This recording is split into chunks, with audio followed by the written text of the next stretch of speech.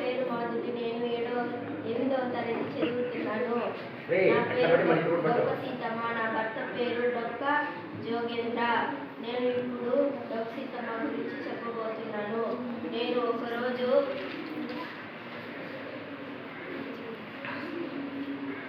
గుడికి వెళుతుండగా ఒక పెళ్లి బృందావనం కనిపించింది. అక్కడ పిల్లలు అందరూ ఆకలి ఆకలి అని ఏడుస్తున్నారు. అక్కడ పిల్లలందరూ ఏడుస్తుండగా ఒక అవ్వ